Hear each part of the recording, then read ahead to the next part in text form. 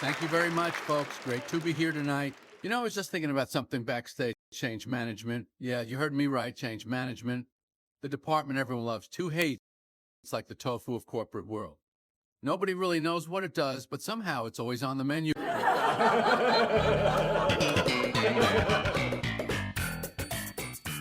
Greetings and welcome to another edition of the Agile Uprising Podcast. This is a cold open. It's your host again, Jay Hersko. Joining me once again, I have my two partners in crime. It's going to be a fun one. Franz Alchemad. Close.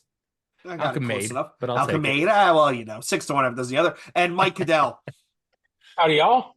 Howdy, Mike. So this week, this was prompted by a personal experience of mine. We're going to talk about the discipline that is known as change management. So I had some run-ins this week and some strong feelings. And again, this isn't unscripted, so we have nothing written down. I want to start off, gents, by arguing that the idea of change management in the corporate world is a red herring. It is a distraction. I think when people say we need change management, we need more change management, we need better change management, what they're really saying is we just need to get better at communicating. And we need to find a way to get the right information at the right speed to the right amount of people. And this is me ranting, but I really do feel like people blame a lack of change management for a whole bunch of miscoms, misfires, and miscues where I think it's unrealistic that you're never going to have enough change managers to manage all the change you have in your company. Here's a hot take for you, Jay. Besides kind of yes, I kind of agree with what you said. My lived experience has been when there's structured formal change management, it's frequently people in positions of responsibility abdicating part of their responsibility to somebody else and saying, put it in the plans and absolve me of that responsibility. And then if something doesn't go right, we've thought about it. It's, I think, symptom of kind of distilling complex things into simple things and trying to make it trying to say, well, it's all about the bottom line of this or that or the other thing, and not dealing with the human system as a bunch of human beings. I go on, Franz. So the issue I run into with a lot of change management structures you kind of bump into is it does two things. One, it's way too much forward planning. There's 100 teams at every company. And for somebody up on high to come in and say every team is going to do this immediately inhibits our ability to have self-organizing teams. And you're trying a bunch of circles and square plugs. It's putting a prescriptive approach to a complex adaptive system. It's it in the same way when you start introducing waterfall, so you can spend a huge amount of time planning so you can try to find this picture perfect idea that you can shove down everyone's throats that hopefully works by the time you actually get done writing the novel describing it. It ignores a lot of the individual intricacies that you're going to run into. Because like Jay said, you're never going to have enough change managers for all the change that you want to have down, because then you're now asking every single manager or middle leader or team lead, whatever you want, to not only make sure the team is delivering, but hey, Daryl up in corporate said that we have a new change management that we're redoing the way we're structuring all this. So let's completely rip out everything you've been doing and shove this one on there and we'll see if it takes. And I like the organic distribution of teams, and I think it's the best way to handle it. Like if you give teams a backlog and you say this is the backlog, you all have experience, or and it can be a team that's the entire corporate like left side. If you come in there and you give them something that they need to get done, they'll eventually organize into a team that can handle it. And the more they do it, the faster they get at it. And I just don't like this idea of coming in with this super prescribed notion of how everything is supposed to fit, or how everything is supposed to be restructured. I think Mike was onto something, right? Because a lot of times this is someone trying to offload, hey, we're doing this thing. Go make sure all the people know. Go make sure all the people know. And I think I call this a red herring. But it's also, I mean, we could also call it a MacGuffin, right? If I'm going to mix my metaphors, where we're chasing the idea of change management because we lack the ability to properly communicate inside of our environs, right? It's almost like an Eisenhower matrix for communication, and we should have the things that everybody needs to know now. This is the medium that we use. The things that everybody can understand with a little bit of lag, we use this medium. The things that are not honestly super important and they can get to at their own time, we go to this medium. But instead, we come up with these massive plans and say, oh, well, we have to tell these people about things. Or we do the exact opposite and we kind of sort of roll it out to the kind of sort of people that we know or we have connections to. And then we wonder why it's poorly received. And I think we have some unrealistic expectations. Yeah, thinking about this after you put out the call for participants, you probably saw me ranting on this about this on Slack the other day. The idea of change management is what you were getting at. There's messages. No matter what you're doing, it's very helpful to think of what messages do you want to communicate and for what end. And then it's like a couple simple things. The first one that gets lost in a lot of cases is be honest. Just be straight up about it. Don't hide. Be something that I've learned from some of the people I've been coaching the last few months or relearned, I should say, is the value of simplicity in my words. Working with the CIO a couple weeks ago, he looked at somebody and said, "That's a lot of flowery words. What does that mean to me?" And I'm like, "Holy shnikes, that's me too."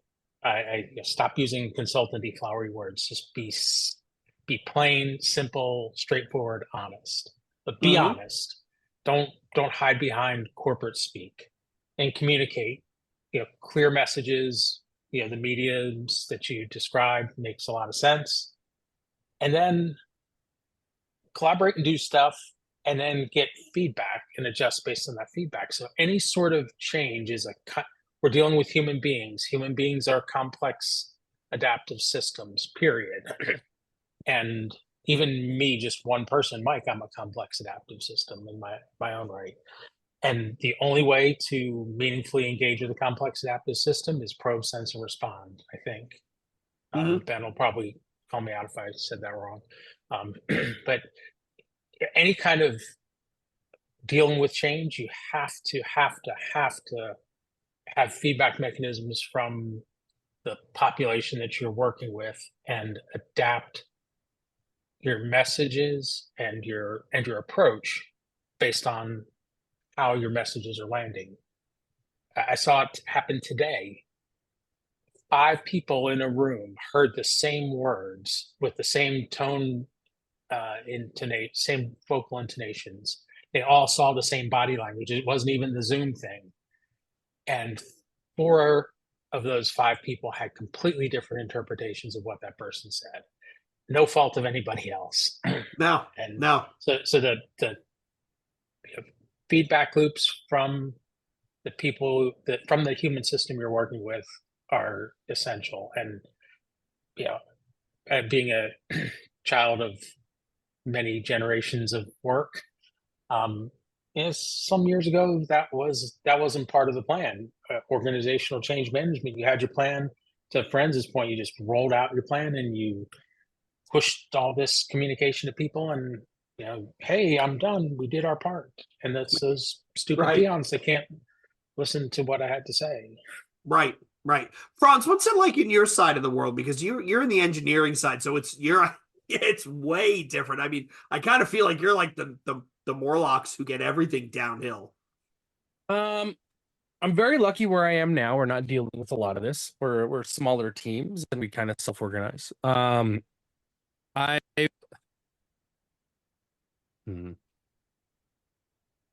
of the big times we've seen this happen in the more engineering stuff is you have a complete shift of leadership and everybody wants to come down and change everything. And usually what that means for the boots on the ground people is you're going to lose 2 or 3 weeks. Doesn't matter really much. That's It doesn't all? matter very much how, yeah, if you're lucky. It doesn't really matter how big the changes are. At the end of the day, you're going to have every single member of your leadership panicking in some way or another. And your ability to deliver is going to be shifted because now the PMs are going to go, oh, God damn it. Do I have to go in there and now completely change the way I'm filing this in? Or do we have to, oh, there's a new process for how we do it. It is a very, very expensive exercise. And Yes. while I think it makes a lot of the management class of people feel that they're doing something big, at the end of the day, I very, very rarely see it make the team itself go faster. So it benefits managerial bits. It does not benefit doers because doers already know what they're doing. Yes, I think that's fair. I think And that's fair. that's whenever I see the stuff coming in, all I know is that I'm going to have twice as many meetings. It's going to be meetings that I don't need to have. We're going to implement half of what we're asked to. We're just going to cherry pick the parts that don't negatively impact because very seldomly do you see anything positive. And then just try to get that, just slap that circle peg in the round hole until it gets in there. Because most of the prescriptions are just there's it's a circle peg for a round hole. I'm going to ask you guys this because I think those of us on the other side of the change, I think we need to be a little bit more mature with the fact that change is constant. Change is always going to happen. We as working professionals should, to your point, Mike, the complex adaptive system, we should always be on the lookout for it, and we should learn to be comfortable with being uncomfortable. And I think that the people who throw their hands up and say, "Oh my God, the process changed again," it's like I have the remark of, "Yeah, I'm with you," because yeah, that sucks, but this is not the first time this has changed, and it's not going to be the last time. So what? How does our own mental, I guess, elasticity when it comes to that sort of stuff? How much are we to blame with expecting, oh, well, this changed, and why did this change, and I didn't know, and where was the change management? I want to say, haven't you been living under a rock? Stuff is always going to change, and sometimes you get wind of it, and sometimes you don't. But as successful professionals, you need to grab it. You need to dance with the partner that they gave you. I don't think Mike, go ahead, first. Yeah, you man. So I think the issue is not that change occurs. And I think as professionals, we all know change is occurring. I think it's the level of attachment where the change comes from. I don't care if you guys want us to update our process to make some development faster. If my direct manager comes in there and says, we've been watching you and the other 3 teams, I just came back from a conference. I think if we make this one little change, it'll be beneficial. And I'm because that's someone who's very close to the work. They understand what we're doing and they have a good understanding of what's going on. I think a lot of the problem we run into with management is it is several steps away. So it's not my manager coming in to the team to change the way that they work. It is my manager's manager's manager. And I think for the most part, we're very lucky and we've worked with really good like C-suite. And we have people who care about the stuff that we're doing and they're passionate and they want it to be successful because everybody in the company wants to be successful. But at the end of the day, the C-suite doesn't know what the web developers are doing. C-suite doesn't know engineers individually to them. And it's when there's that level of detachment that people get frustrated. And that's when it becomes expensive. To that point, Franz, what you described is poorly executed change, perhaps well-intentioned. I mean, I'll come at this with the belief, assuming positive intent, that nobody goes to work each morning and says, I think I want to go really jack up some dude's life. Let's make this people worse. Generally come to their day saying, I'm going to try to do something I think is useful. But going back to my org training, one of the many gems I pulled from that, this is research grounded stuff. This isn't just like somebody sitting in a rock garden made up this thing. There's 4 conditions that have to be in place for change to be successful and to take root. And I'll kind of headline them. versus new information has to enter the system. So, something's got to occur to people. People don't just, changes, just happen. There's got to be some new information, some motivation. Then there has to be a sense of a shared purpose about the change. So in the example you offered, Franz, where the dude comes back from the conference and says, hey, this might make us, our work a little bit more effective. So there's a little bit of a shared sense of purpose. And everyone has to have the opportunity to give input into how the change will occur. It's not that people don't like change. They don't like being told you're going to change and this is what you're going to change to. And then the fourth one is everyone has to understand how that input will be used and how final decisions are made. So yeah, you know what, Franz, I'm going to listen to you and all the other engineers, but at the end of the day, I'll tell you, hey, y'all make the decision, or hey, thanks for the input. It's my burden to bear. I'll make the decision and I'll tell you why. So if you don't have those four conditions, it ain't gonna stick and it's gonna frustrate people. I think the why becomes very important, especially with change that's coming down from up top, right? So Franz's example was the 2 steps, 3 steps abstracted person somewhere decides we're going to do something different. Everybody's going to type with their left hand and wear their pants on their head, right? Okay. But, and I think it's unrealistic for us to expect that, change not ever be done to us. But I think it puts, to your point, Mike, I think it puts the onus on the person who's trying to drive this change or enact this change to make a real hell of a good explanation as to why. And it doesn't even have to be a good explanation, but if I'm downstream and I'm going to have to eat this sandwich, this crap sandwich, or maybe it's not a crap sandwich, maybe it's a good sandwich, who knows? I should know why. You should be telling me why. So I think the first step in any change, big, small, right, wrong, and different, is explain to people what you're looking to accomplish. And they can agree or disagree, but at least you have made the argument that from where we are sitting, we see this as a solution to that. We are doing this in service of that. And I think I don't think everybody should dig their feet and say, no, but I also think that should open up the opportunity to, hey, you said you're trying to solve this problem and your suggested solution is A, what if I could offer you B, which will also solve the problem, but makes better sense. That to your point, Mike, that I guess it's back to safety, right? That safety to know that I'm trying to drive this change from the top, but you need to be open-minded to, what if Franz comes out of the development bullpen and says, hey, this doesn't work for us, but this thing over here does, and I still scratch your itch? Yeah. That's when you get effective change. And that gets back to that feedback loop, right? You got to have feedback. Franz, you hit on something that kind of resonated for me about, I forget exactly what you said, but what it brought to mind for me is what my lived experience has been that if you want to see real change happen in a group of people or an organization, the most effective thing you can do is change how decisions are made, which gets back to which comes down to how did people make decisions? They make it based off, quite frankly, what's in their own best interest. Whether I keep my job or I do I act based on what my boss asks me about. So I was talking to a client 3 or 4 weeks ago, and he was kind of struggling with, the CIO stood up and said blah blah blah, but then nobody's doing blah blah blah. And I said, well, in his staff meetings, how often does he follow up and ask questions about that? Oh, we never talk about that. Well, yeah.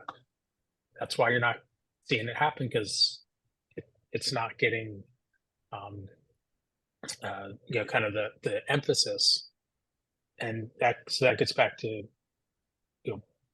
I'm incented to do what my boss asks me about, or what my bonus is based on, or both. Yeah, that's fair. Yeah. So what I'm hearing is I need to change the decision-making process from having everybody involved to only myself involved. And then we can start fixing all the decision-making problems. Perhaps. Yeah, I mean, I've worked in places where we would love, even if it's someone who's domineering, just somebody who's going to make a decision, because quite often I've been in places where we end up kind of just sitting there staring at each other because we escalate the decision into a room full of people who everybody wants responsibility. Nobody wants to be responsible. So because of that, we end up with this really wicked whirlpool of decision-making whack-a-mole. And It's like not a even bunch of whack-a-mole, agile coaches. decision-making, yeah, don't get me started. Decision-making hot potato, where everybody wants to, well, let's see what Franz thinks. I don't know. Let's see what Mike thinks. I don't know. Let's see what John thinks. And we end up doing these giant like loops. And still at the end of the day, we still have a decision that needs to be made. So it's very fun to mention that. One of the least I could say one of the least pleasant things I find I've had to do a lot of. I started moving into the more of the managerial positions where you're overseeing a couple of teams.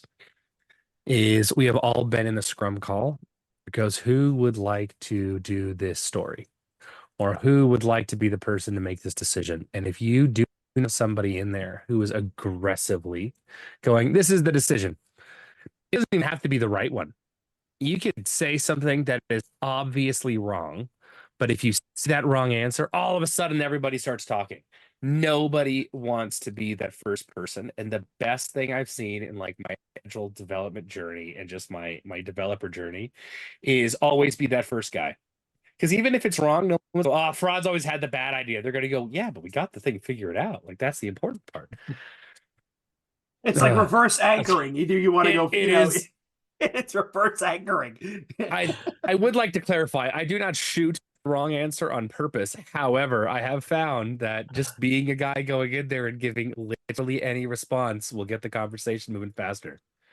That's not wrong. That's not wrong, especially in a room full of introverts, right? Like I gave a lecture the other night, and one of the students asked me, if you're engaging with the customer for this project, and they said they don't have the time to meet with you frequently, how would you handle that? And I said, well, let's say the customer is requesting a website, and they said, well, I don't have the time to meet with you about this website. I would give it a sprint, and I would give them the ugliest, jankiest, most screwed up looking website they've ever seen in their lives. And when they say, what is this? I'd say, well, we didn't know you didn't want to be involved. And maybe that forces them to get involved. I said, that's only when you're established. But my suggestion was, if I'd say to the customer, I need your help. How frequently can we talk? Whatever answer they give, cut it in half. If they say I can get together once a week, you say, how about every 2 days? If they say I can do every 2 days, you say, how about every other day? How about every day for 15 minutes? And I've done it myself and it's worked. Whatever they suggest, cut it in half. Cut it in half. I think feedback loops. Yeah. Yeah. It's taking that first step. Like one of the things that got me pretty far was everybody will tell you, I'll go put something on that calendar and we can meet up tomorrow. Don't say that. Say, I've put something on the calendar. Does that time look good? Because if people get stuck in the analysis paralysis where they don't want to get anything moving forward. And then you can't have, we're talking about change and making good decisions and whatnot. But if you keep telling everybody, well, I will later schedule a meeting where we can start figuring out the change that needs to take place. Spoiler alert, that meeting's never going to get scheduled. No one's going to go out of their way to go, oh man, I'd really like to add a bunch of work that may not pay out onto my calendar. That's exciting. You got to be the guy slapping stuff in calendars. Yes, that's fair. Like, hey, we're not leaving this room until we have the next one scheduled. And even better is if we have the next one scheduled, we have a loose agenda. Yeah. I will say, because you brought up agendas, I don't know what, it was some article about I will not go to a meeting if it doesn't have an agenda. And I have been that has been bouncing around in my head for like 2.5 months. It's like, what would actually happen if I said we need some kind of agenda in a meeting invite? Because I think the amount of meetings we'd have would probably drop significantly. Like, especially in corporate America. Like I'm much more close to code now, right? Like I'm literally overseeing just dev team, and then I speak with the client. Like that's where I am right now. But when I was in corporate America, if I could go in there and say, all right, you want to put a 20-minute on there and we want to book a conference room, make sure to send the agenda or we're not going to have the meeting. I can't imagine what that would do. It keeps stuff more on.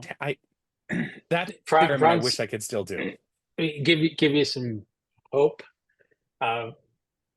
For probably as long as electronic calendaring has existed, I've held myself to the discipline that if I request somebody's time in the meeting invite is a clear statement of the objective or the outcome of the meeting.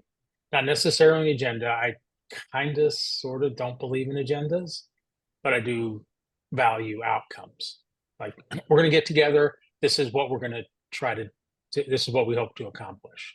If I understand that, cool. If I don't, and I have done this, I like to somebody who's like 2 levels above me. I didn't like decline the meeting, but I replied as tentative and asked what my contribution to the meeting would be so that I could come prepared and not waste the company's time and money. And a little softer way. And if you do that and you get the tar knocked out of you for it, it's a pretty good sign you need to be somewhere else. There you go. So I will tell you this, Franz, a real life example, no exaggeration. When I was at a credit card company in Wilmington, and our CEO put out an email to every employee in the building. We were still in the office. We had 2 buildings, about 4,000 people. Meeting etiquette. And he said flat out, no meetings before 9:30 a.m. Everyone needs to come in and get settled. No meetings after 4:30. Everyone needs to be able to wrap their day up and go home. All meetings need to end 5 minutes before the scheduled time to give people time to get to the next meeting. I love the doodling. Every meeting defaults to 30 minutes.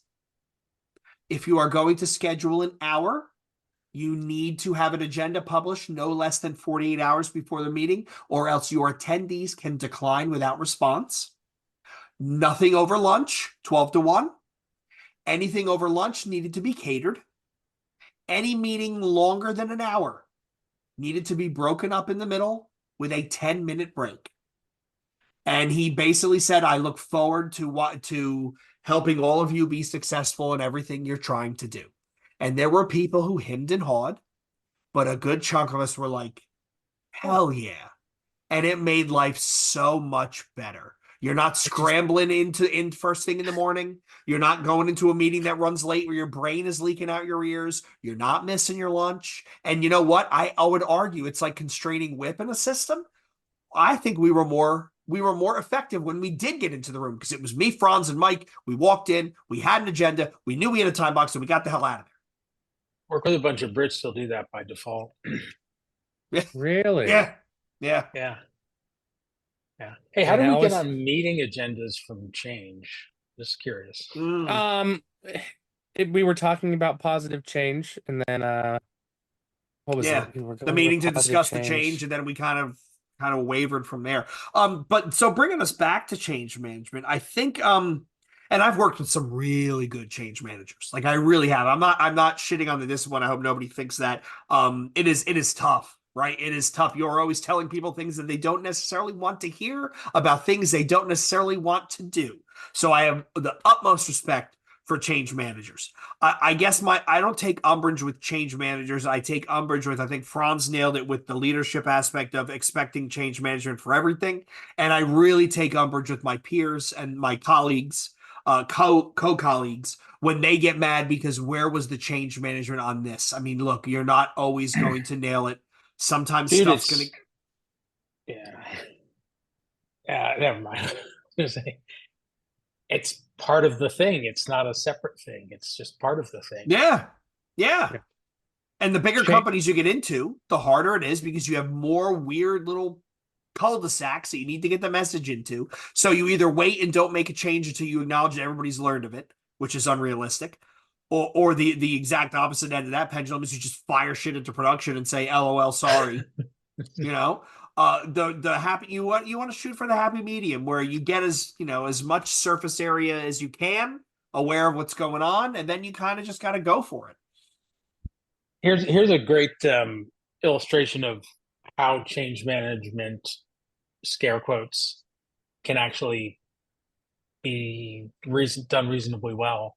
I was running an art sync for at a release train Monday, and um, a product manager said, "Hey, thing X is going to require people in the sales center to have some training because we're going to change the way they do something that they do like 1,000 times a day." I was like, "Cool, dude. Thanks for pointing that out." And like, they're still right. They haven't even really started writing the code yet.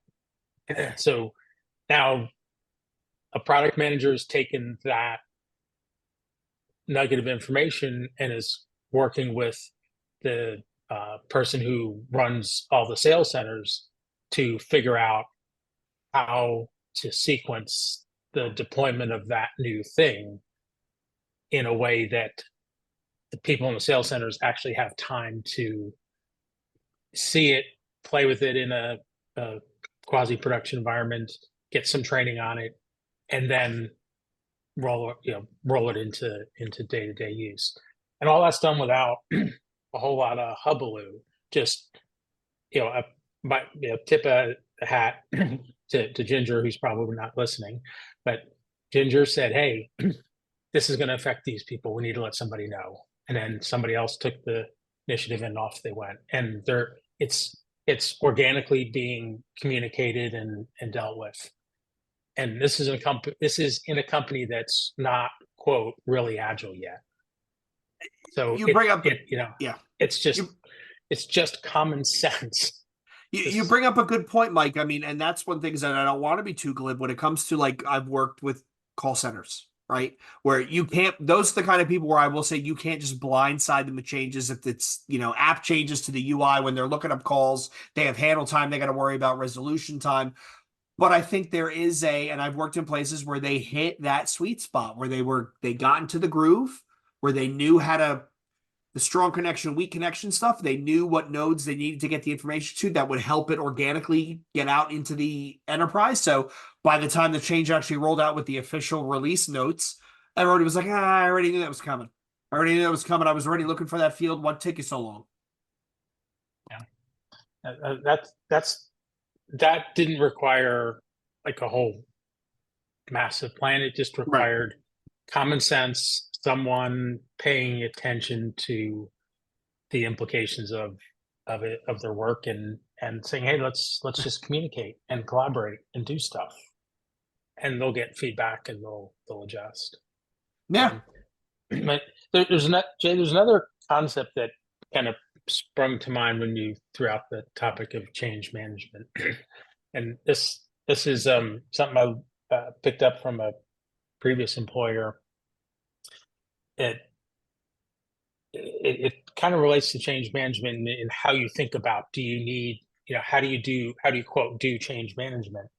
And it goes, if your mindset establishes your measures and then your measures lead to the mechanics and the mechanics reflect the mindset.